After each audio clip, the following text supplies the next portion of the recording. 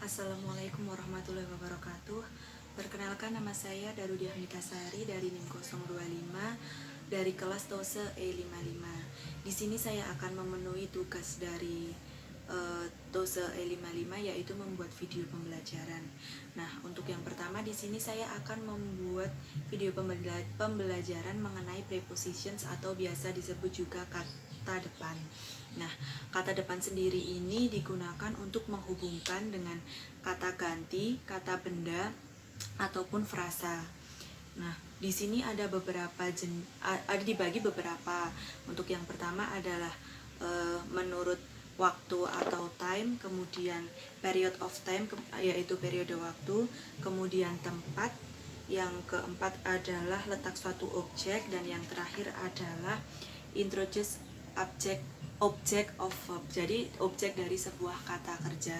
Kalau objek dalam sebuah kata kerja ini biasa juga disebut dengan verb preposition.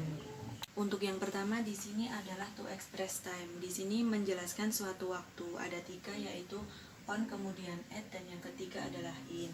Untuk on ini menunjukkan apabila objeknya adalah sebuah hari ataupun tanggal, misalnya on Sunday, on Monday gitu. Kemudian yang kedua adalah at ini untuk specific hour.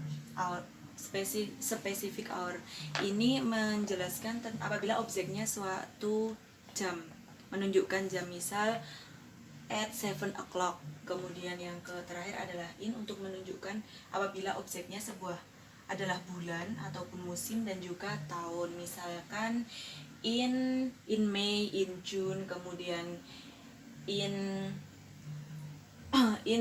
2000. Kemudian yang kedua adalah untuk menjelaskan periode of waktu. Periode of waktu ini misalnya seperti since, for, from, to, ataupun until. Nah, untuk since, sejak, misalnya saya bekerja sejak 2 minggu yang lalu, berarti since 2 week, since last 2 week. Di sini saya akan melanjutkan pembahasan, yaitu yang ketiga adalah to express about place. Jadi di sini menunjukkan suatu tempat. Di sini ada beberapa contoh, yaitu in, on, at, under, underneath, dan sebagainya. Untuk in, on, at ini adalah sebuah tingkatan. Untuk in ini tingkatannya lebih luas. Jadi misalnya di Klaten, nah itu lebih luas. Jadi cakupan tempatnya itu lebih luas.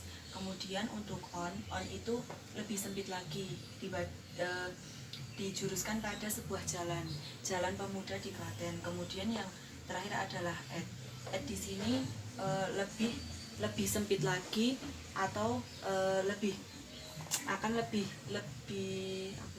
lebih jelas lagi, misalnya Jalan Pemuda nomor 13 Klaten.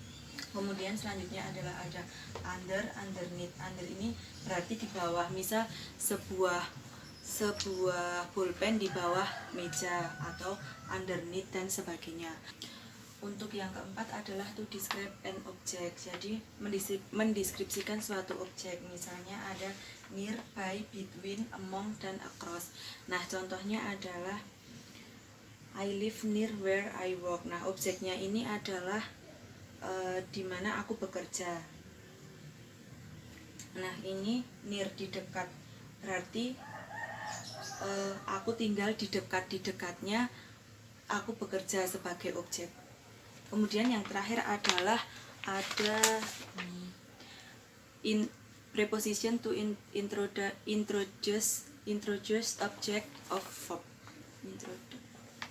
Di sini itu biasanya disebut juga fixed preposition. Jadi objek dari sebuah kata kerja itu sudah pasti memakai itu. Misalnya ada at, of, dan juga for. Seperti at, misalnya glance at, looking at. Nah, itu sudah ada.